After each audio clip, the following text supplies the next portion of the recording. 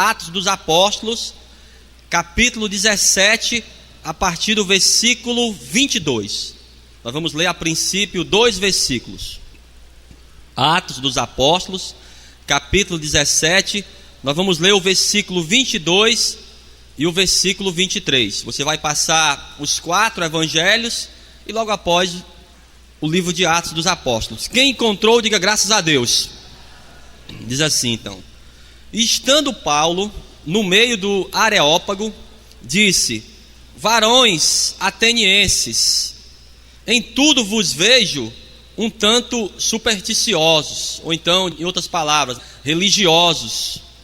Porque passando eu e vendo os vossos santuários, achei também um altar em que estava escrito: ao Deus desconhecido. Esse, pois, que vós honrais sem conhecê-lo, é o que eu vos anuncio. Eu vou ler pela segunda vez então. E estando Paulo no meio do Areópago, disse: varões atenienses, em tudo vos vejo um tanto religiosos.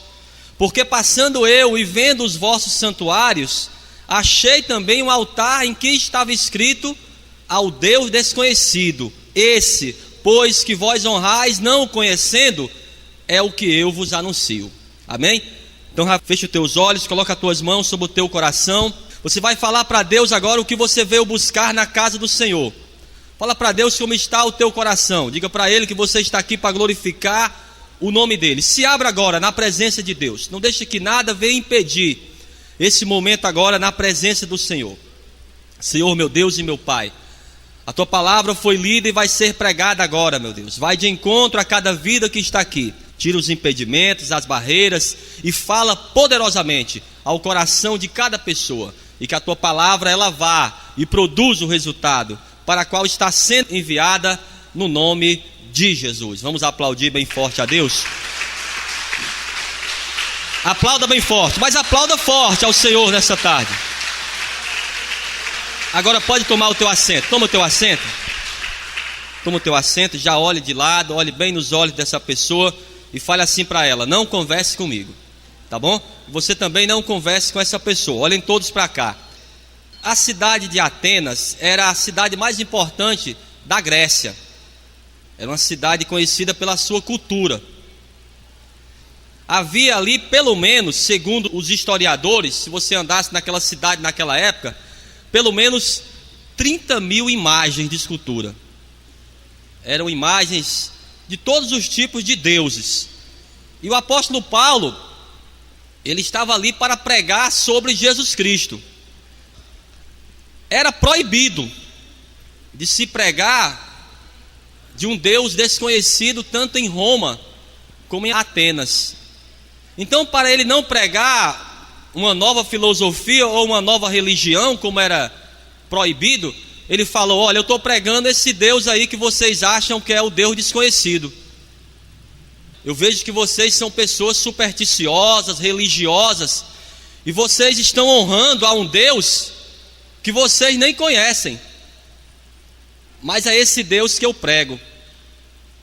Ele, falando até sobre o povo de Israel, ele orando a Deus, na carta dele aos Romanos, ele diz: olha, Deus, eles têm até um coração voltado para o Senhor.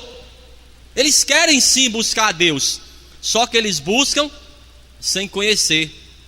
Porque se você pergunta a qualquer pessoa religiosa se ela realmente está querendo ter uma relação com Deus, ela vai dizer o quê? Que ela quer servir a Deus, sim ou não?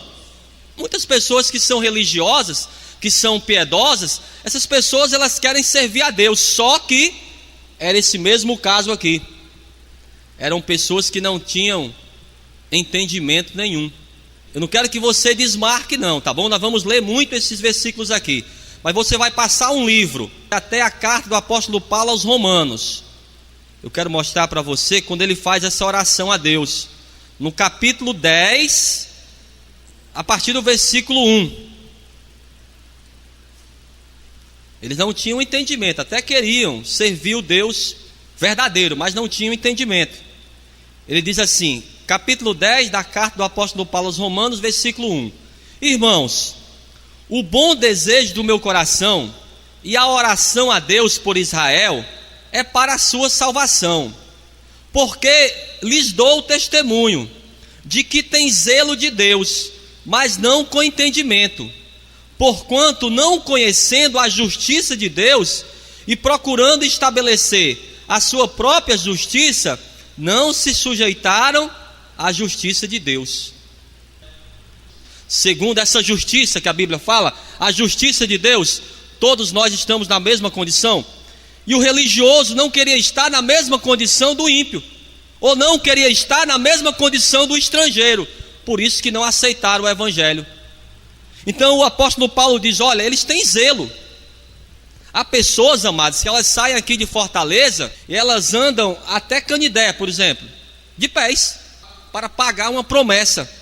Às vezes tem mais fé do que uma pessoa da igreja, porque se a gente fala para a pessoa estar por exemplo, na semana na igreja, a pessoa já não tem tanta força de vontade, podemos colocar assim. Mas uma pessoa religiosa, às vezes ela professa uma fé até mais aguçada, só que ela não tem entendimento.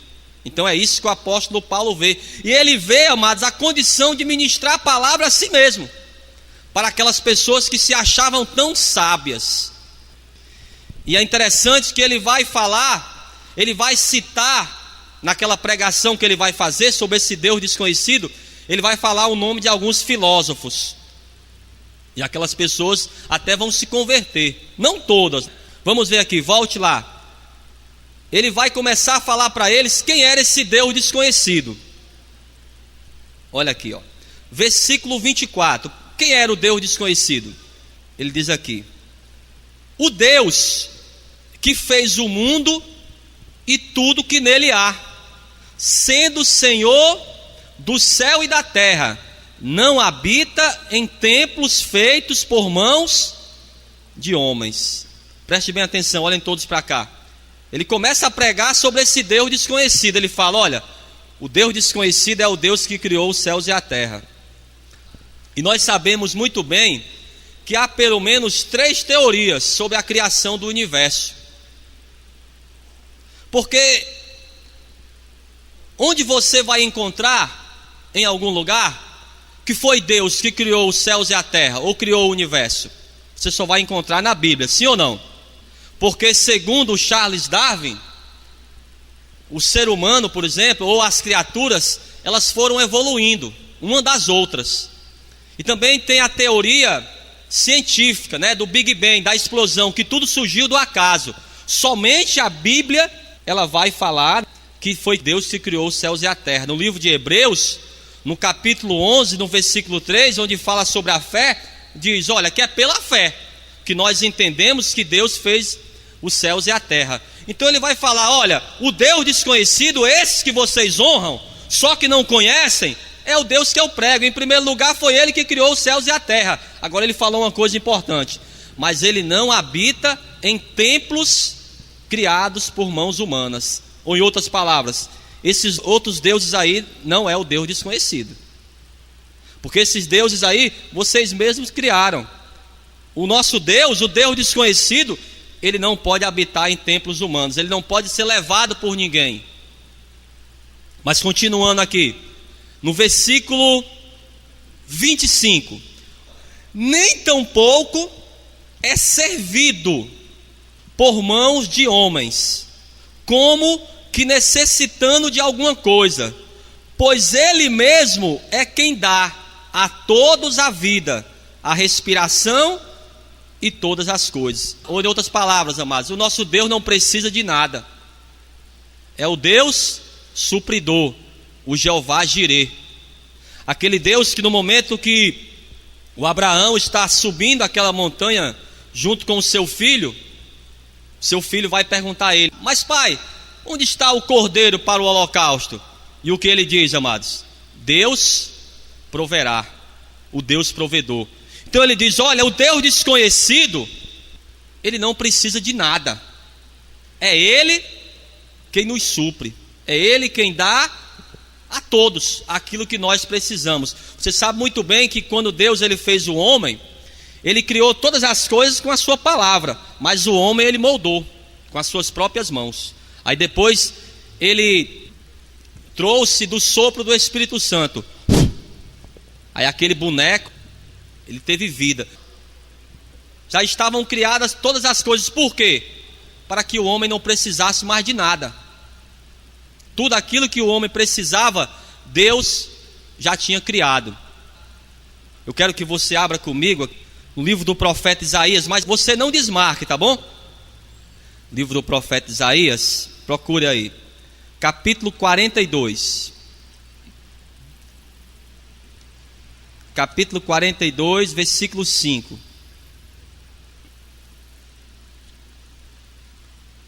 Amém? Diz assim: assim diz Deus, o Senhor que criou os céus e os estendeu e formou a terra e a tudo quanto produz, que dá a respiração ao povo que nela está e o espírito aos que andam nela. Olhem todos para cá. Sabe por que Deus tem essa responsabilidade de dar aquilo que você precisa? Em primeiro lugar, o ar que nós respiramos, porque foi Ele que nos colocou nesse mundo. Então Ele se sente como se obrigado, porque foi Ele que nos trouxe aqui. Então Ele se sente com essa obrigação de nos dar aquilo que nós precisamos. Em primeiro lugar, o ar que nós respiramos. Mas vamos continuar, vamos voltar para o livro de Atos. E ele começa a explicar dessa forma. O apóstolo Paulo, ele sabia persuadir bem as pessoas ficavam extasiadas quando ele começava a pregar. E agora vamos ler o versículo 26, que diz assim, ó: e de um só fez toda a geração dos homens para habitar sobre a face da terra, determinando os tempos já dantes ordenados e os limites da sua habitação. Então cada pessoa já tem o seu próprio tempo, então tem um tempo determinado. Mas quando Deus fala para você parar, Ele fala assim: olha, o tempo da brincadeira acabou, eu quero você agora me servindo, não seja teimoso. Ele determinou um tempo para cada pessoa. Claro que Ele dá o livre-arbítrio. Se a pessoa quiser continuar, ela continua. Se Deus fala para você que a partir de hoje você tem que servi-lo, não seja teimoso. Porque tem pessoas que ela vê as coisas acontecendo, parece que não está acontecendo nada, ela vai empurrando com a barriga. Tem a enfermidade, a pessoa perde o trabalho, perde a saúde, a pessoa acha que não está acontecendo nada. É o que a Bíblia diz. Deus parece que vai mostrando a pessoa: olha, o tempo da brincadeira, o tempo disso, daquilo outro, acabou. O tempo agora é sério, amados. A Bíblia diz que já estamos perto do final dos tempos. Um tempo difícil, mas estamos perto da volta do Senhor Jesus. Diga graças a Deus por isso, então. Graças a Deus que você está na casa do Senhor. Amém? E no versículo 27 agora: para que buscassem ao Senhor, se porventura tateando o pudessem achar, ainda que não está longe de cada um de nós. Então ele começa a falar: olha, esse Deus desconhecido, Ele até separou tempos, mas que agora Ele chama a todos para que se arrependam. E Ele não está longe de cada um de nós, não. Ele está bem pertinho, amados. E a Bíblia diz, na carta do apóstolo Pedro, vamos até ler daqui a pouco, diz que a vontade de Deus não é que ninguém se perca, é que todos se arrependam e se convertam ao Senhor. Eu quero ler com você isso aqui. Vamos ver, na segunda carta, amados, do apóstolo Pedro, no capítulo 3, no versículo 9. Já é perto do final da Bíblia já.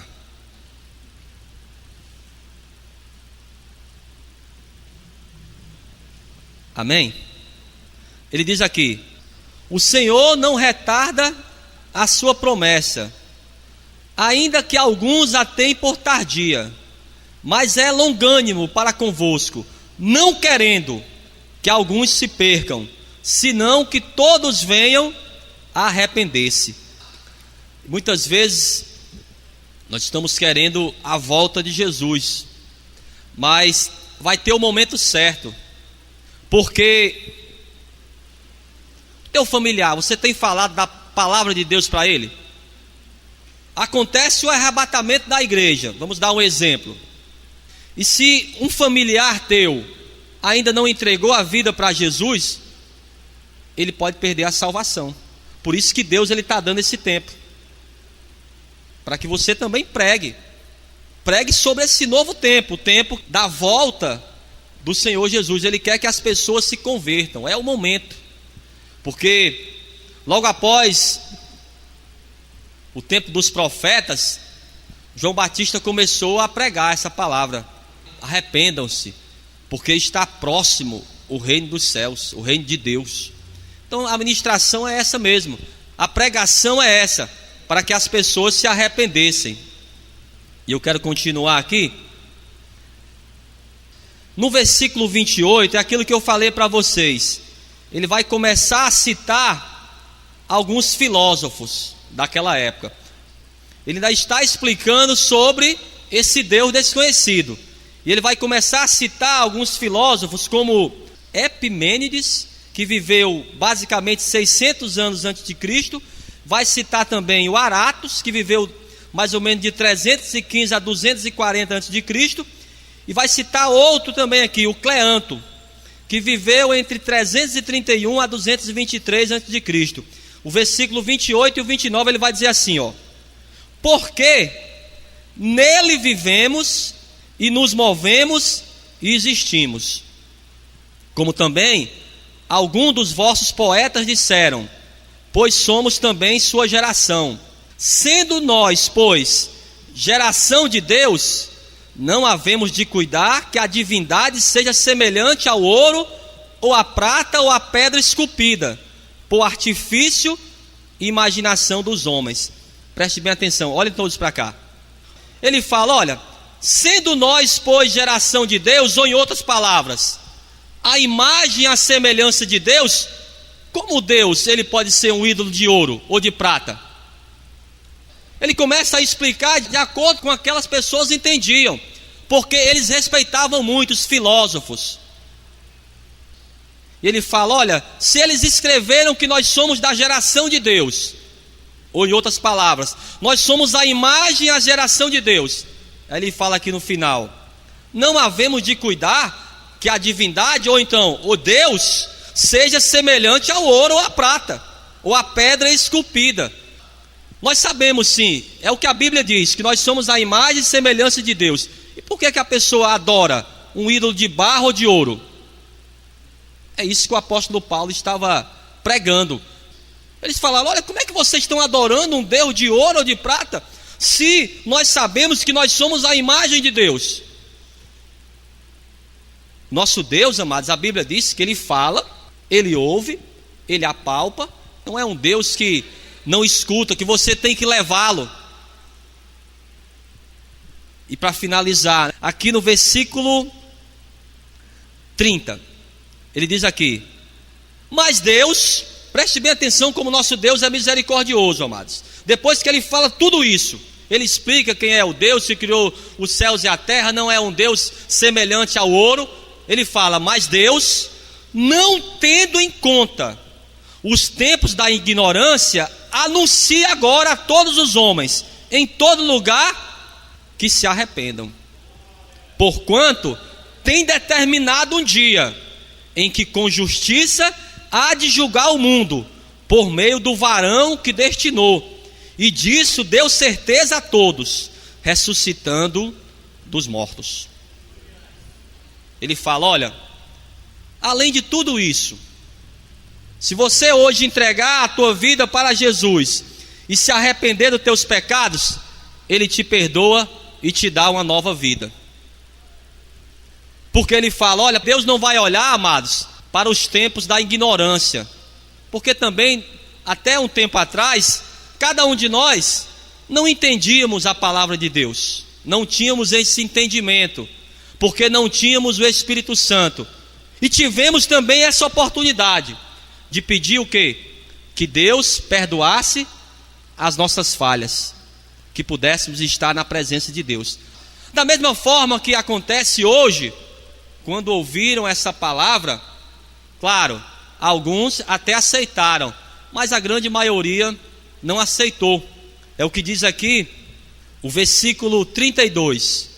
E como ouviram falar da ressurreição dos mortos, uns escarneciam e outros diziam: acerca disso te ouviremos outra vez. Então aquela pessoa que sabia que o apóstolo Paulo estava pregando a palavra de Deus e estava correto, mas ela não quis abandonar os ídolos. Depois eu dou uma olhada nisso aí. Ela foi empurrando com a barriga, não é isso? E assim Paulo saiu do meio deles. Todavia, chegando alguns varões a ele, creram, entre os quais Dionísio, o Areopagita, e uma mulher por nome Damares, e com eles outros. Não foram muitos, amados, que se converteram ao evangelho. Por quê? Era a primeira vez que alguém pregava naquele lugar uma palavra tão ousada como essa. Era a primeira vez que alguém pregava em Atenas. Pregava sobre Jesus Cristo, pregava sobre a ressurreição dos mortos, pregava que a pessoa teria que se arrepender de seus pecados, teria que deixar muitas coisas para trás para poder seguir a Jesus Cristo. E muitos não querem isso, amados. Muitos não querem deixar o pecado. O próprio Jesus falou: se você não é aquela pessoa que quer realmente deixar o passado, vai ser difícil ser um seguidor, vai ser difícil ser um discípulo do Senhor Jesus. Nosso Deus, esse Deus aqui, desconhecido para muitos ainda desconhecem esse Deus. Por quê? Falta de entendimento. Muitos não querem abrir mão do seu passado, não querem abrir mão, porque muitas pessoas, amados, que estão na casa do Senhor, estão sim com a vida totalmente destruída. Até mesmo estava falando com os irmãos no meio da semana. Se você perguntar a qualquer pessoa, onde você estiver, você perguntar assim para ela: você deseja ter uma nova vida? Você quer uma nova vida? Quem não quer, amados?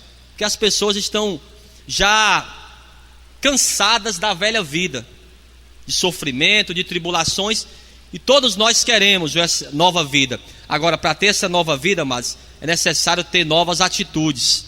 Foi isso que pregou o apóstolo Paulo, foi isso que pregou os apóstolos, foi isso que pregou João Batista. E essa palavra que nós pregamos todo dia, uma palavra de arrependimento, para que você possa servir a esse Deus poderoso, como o apóstolo Paulo falou, que não está longe, está do nosso lado. Eu quero finalizar a carta do apóstolo Paulo aos Romanos, no capítulo 10.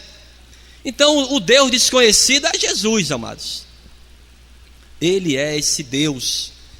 Capítulo 10, a partir do versículo 9. Ele diz assim: a saber, se com a tua boca confessares ao Senhor Jesus, e em teu coração creres que Deus o ressuscitou dos mortos, serás salvo. Quando o apóstolo Paulo começou a pregar que ele tinha ressuscitado dentre os mortos, muitos ali já não acreditavam. Muitos acreditam, amados, em um Jesus que ainda está pregado na cruz, mas nós pregamos o Jesus que ressuscitou dentre os mortos. Nós pregamos o Jesus que está à destra de Deus e prometeu voltar num determinado tempo, que ele mesmo falou que só quem sabe é o Pai. É esse Jesus aqui. Ele vai falar no versículo 10: visto que com o coração se crê para a justiça, e com a boca se faz confissão para a salvação. Porque a Escritura diz: todo aquele que nele crê não será confundido, porquanto não há diferença entre judeu e grego, porque o mesmo é o Senhor de todos, rico para com todos os que o invocam, porque todo aquele que invocar o nome do Senhor será salvo. Amém? Eu não sei como você chegou na casa do Senhor, eu não sei qual é a tua maior dificuldade, não sei qual é o Deus que você serve, mas se hoje, se você se arrepender dos teus pecados e pedir pela misericórdia de Deus, invocar o nome do Senhor, a palavra diz que você vai ser salvo. Amém? Que Deus vai te dar uma nova vida. E a Bíblia diz em 2 Coríntios capítulo 5, versículo 17: aquele que está em Cristo é uma nova criatura. As coisas velhas se passaram e eis que tudo se fez nova. Se você precisa de uma nova vida, amados, entrega a tua vida hoje ao Senhor Jesus. Amém? O Deus desconhecido. Vamos todos ficar de pé e vamos aplaudir bem forte a palavra de Deus. Eu quero que você aplauda forte. Aplauda forte a palavra de Deus.